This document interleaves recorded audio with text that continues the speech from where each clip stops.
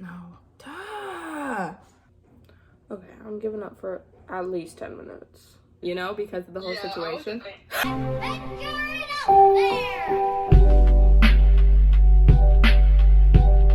Hello friends, and welcome to my channel, I guess. Hi, I'm Madeline. I am doing the DCP for spring of 2023. I've dreamed of doing the DCP since I was in middle school, and I always wanted to vlog it because watching DCP vlogs was my favorite thing. So this is me doing that. Anyway, so for my first video, I wanted to share my acceptance. I did film that, so I wanted to share my acceptance reaction, and I also wanted to talk about the application and acceptance process for the DCP. I used to watch videos on the application process all the time, like years ago, way before I was even close to applying, and now, since COVID, things have changed so drastically, and I wanted to put a video out there for people who are curious about what it's like. So if you want to know more about applying and accepting your offer, keep on watching.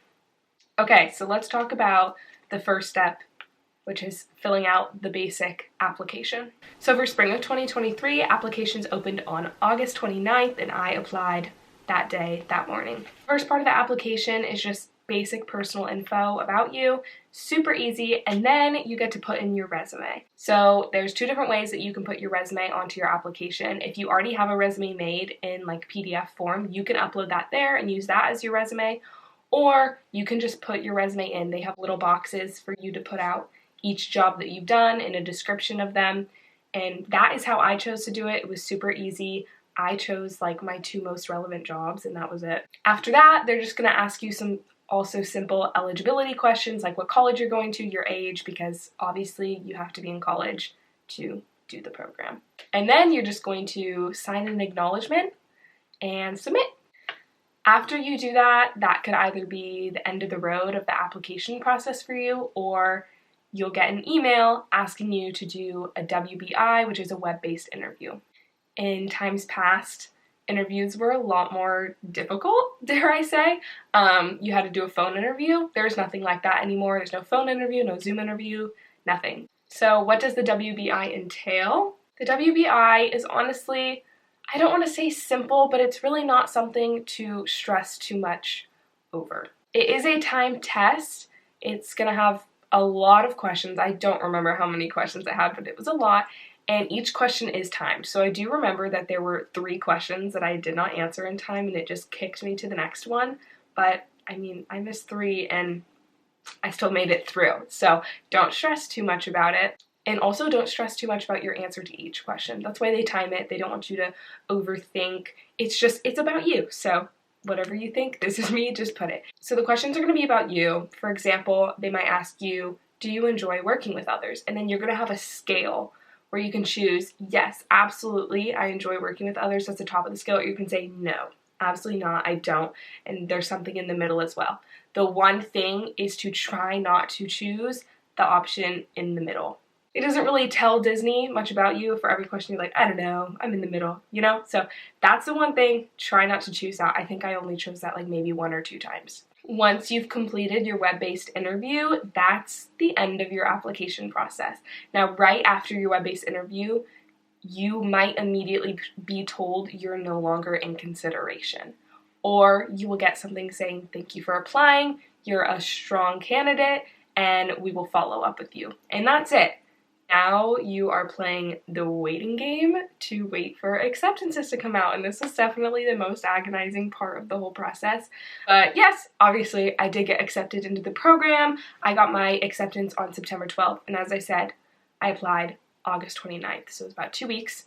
I did also film my acceptance, and so I'm going to put that in here. A couple things about that video. My best friend also applied to the program, and she had just called me and told me that she had gotten in, and I told myself I wasn't allowed to check my email anymore because, you guys, oh my goodness, I checked it like every 5 minutes that day. And so I was like, I'm not checking anymore. And then she called me and was like, I got in, and I was like, I have to go check. So if you hear her talking or I think I'm talking to her in the video, that's who. Also, this is your volume warning because I got really excited. So it's a lot. Here you go. You made it. No, like I can, but like can't, you know, because of the whole situation.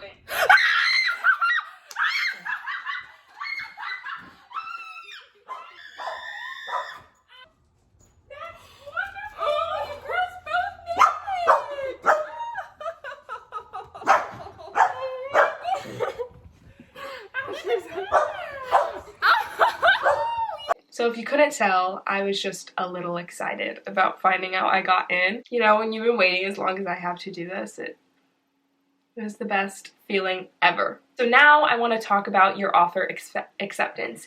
In that email with the beautiful "you've been accepted" image, you also are told that you have 3 steps to complete in order to accept.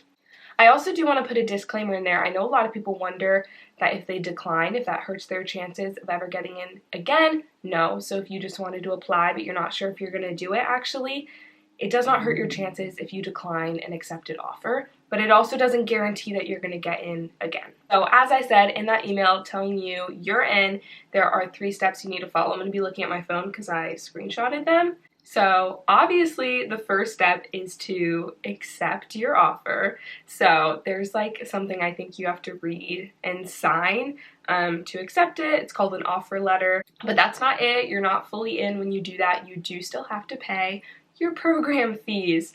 The program fees for me was $431, depending on when you're watching this. If you're doing fall of 2023 or whatever it may be, those may have raised, but they are $431 at the time I applied, and that does cover your first week of rent, but it definitely is a hefty amount of money. So when you submit your program fees, you're doing that through dorms. So you're also creating yourself a dorms account. And on dorms, you're also going to select your program dates.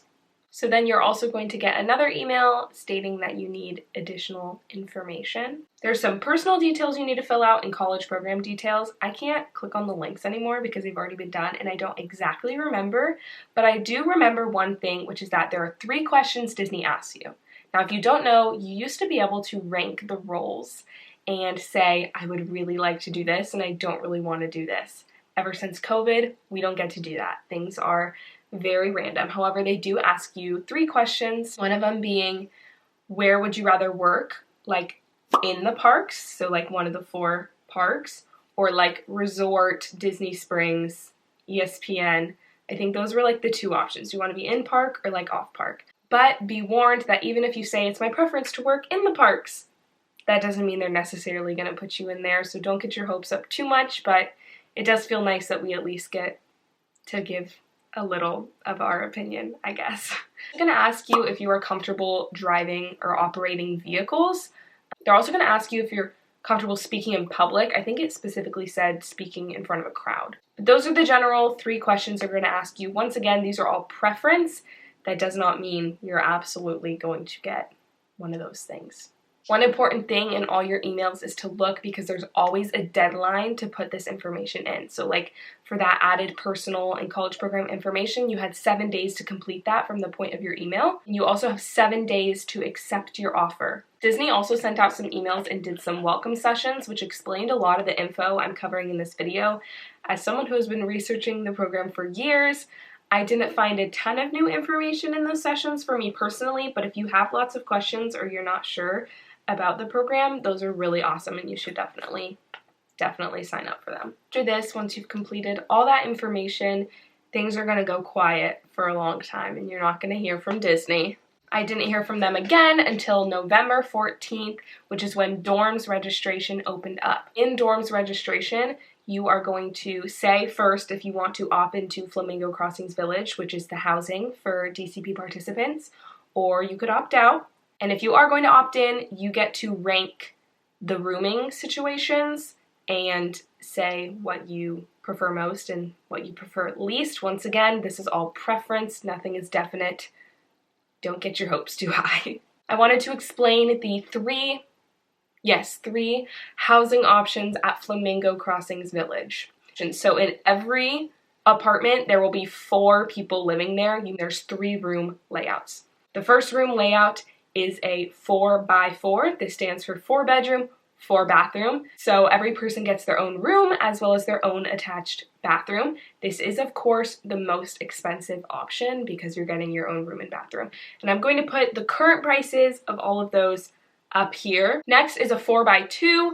I think this is totally the most common and most preferred room layout because you get your own room still, but you do share a bathroom with 1 other person. So in this apartment complex, there would be 4 rooms, 1 for everyone, and then 2 like Jack and Jill bathrooms. So you're going to be sharing the bathroom with one of your other roommates. If you're like me and you just really want to save money on this, you may choose to put a 2x2 as your number 1, which means there's 2 bedrooms and 2 bathrooms, which means you will be sharing a room and sharing a bathroom with a roommate. Because I knew I was going with my friend, I totally did not mind sharing a room. To save money, I don't care at all. You also share a bathroom, but it's preference, of course. And then you also are going to say if you're going to be bringing a car, because at some point you're going to have to sign up for a parking decal to park at Flamingo Crossings, and you do have to pay for that. Oh, also, you can link with a roommate. So in years past, you used to be able to link with more roommates. Now you can only choose one person to link with. One of you is going to fill out dorms first and put in the other person's roommate number, and then the person who fills it out second, it will say, this person wants to link with you, do you? And you're going to hit yes. Also this week, first week of December, some of us got emails stating that we needed to take a drug test. Drug tests are necessary for safety critical roles in Disney World. I got one this week. I don't know what that means. I don't know if that means for sure I'll be in a safety critical role, if they're considering me for one and just wanted to be safe. I honestly really don't know. But exciting, I guess. I think that is all the information I wanted to give you about the application process for the Disney College program. If you have any questions, feel free to leave them down below, or feel free to message me on my Instagram, which is Madelyn Makes Magic. We are almost at the 1-month countdown for my DCP, and I am so excited. Thank you so much for watching my first video. Make sure to subscribe, turn on notifications, and I'll see you next time.